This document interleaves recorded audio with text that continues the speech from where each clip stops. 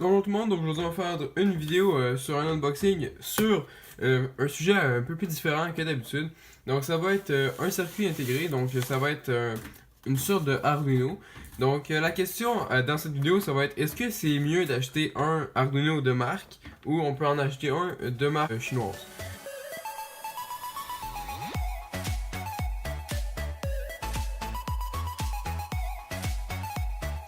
Donc la vidéo a été réalisée en partenariat avec Vistaprint. Donc Vistaprint, qu'est-ce qu'ils font? Donc ils font des cartes d'affaires, des dépliants, tout ce qui est rapport papier, compagnie, publicité, tout ça, ils le font. Donc ils font même des sites web. Donc ça c'est quelques exemples de leurs produits. Donc ça c'est des grandes bannières, des menus.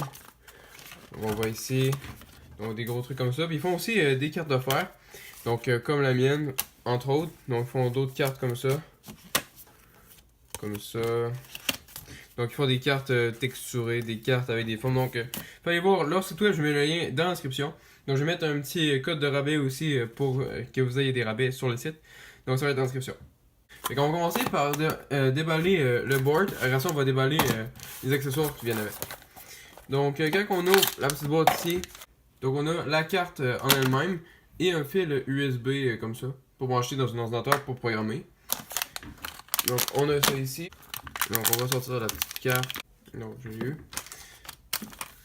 Donc on a la petite carte ici. Donc c'est une Cuman Uno. Donc ça remplace un Arduino Uno qui va être 3-4 fois le prix de ça pour faire exactement les mêmes fonctions. Donc on a ça ici. Donc maintenant on va déballer ici les accessoires. Donc ça vient pas avec. Je vous recommande de les acheter pour pouvoir utiliser le board correctement. Donc dans la boîte, donc il y a vraiment beaucoup de pièces.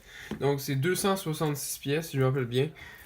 Donc on a ici des fils pour connecter. Donc on peut les connecter dans les différentes prises ici. Donc on a d'autres fils comme ceux-ci. Donc celui-là, il y a un côté femelle, un côté mâle. Celui-là c'est côté mâle-mâle. Donc ça en fait, ça sert à passer de ça à ici. Donc ça c'est fait pour mettons quand vous voulez faire un circuit intégré.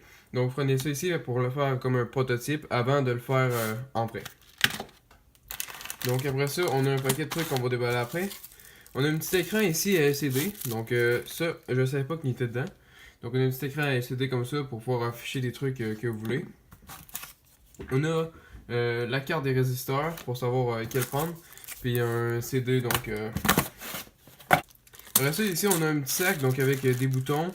Puis des petits trucs comme ça qui tournent. Puis c'est ça. Puis après ça, ce qui reste en fait. Donc on a des petits LED ici aussi. On a un beau gros paquet de résisteurs. Donc ça ici, ça sert à savoir lequel est lequel. Donc quel résisteur fait quoi. On a les petits LED ici. Et on a ça ici. Donc ça en fait, c'est juste des pins de métal qui se transfèrent comme ça. Et ça en fait, vous venez le brancher juste comme ça. Comme ça, je vais pas le voir. Puis après ça, vous pouvez brancher, mettons que ça sera un autre circuit. Puis il y aurait d'autres prises comme ça à l'envers. Donc vous pouvez venir connecter un par-dessus l'autre, deux circuits pour pouvoir, mettons, rajouter des fonctions à notre board. Puis c'est ça. Donc maintenant, on va ouvrir ça ici. Donc derrière adhésif si vous voulez le coller. Et en fait, comment ça marche? Donc ça, c'est tous des petits connecteurs en arrière, ça se relie à différents endroits. Donc ça, vous pouvez prendre vos fils comme ça, puis venir les brancher dedans ici. Et venir brancher, comme par exemple ça serait l'autre côté, vous pourriez venir le brancher dans une prise ici. Donc là le courant passerait entre les deux. Donc c'est pas le bon fil, mais en tout cas, ça vous montre comment ça marche.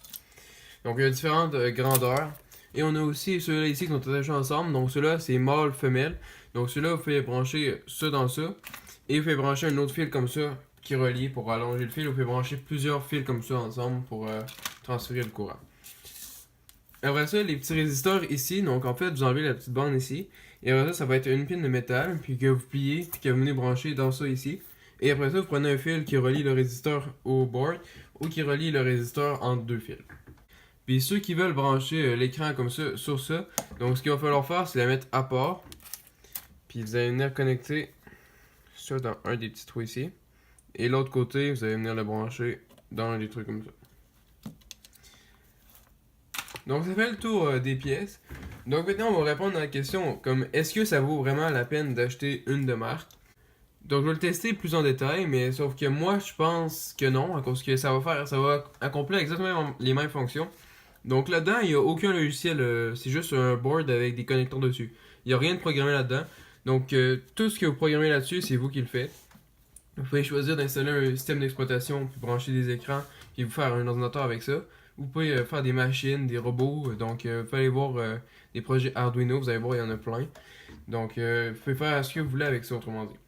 Donc, si vous voulez voir d'autres vidéos sur ça, donc soit du codage ou des projets là-dessus, donc laissez un like puis dites-moi là en commentaire pour que je le sache. Si vous avez aimé, likez, abonnez-vous, c'est pas déjà fait et faites mon site qui va être dans la description. Bye!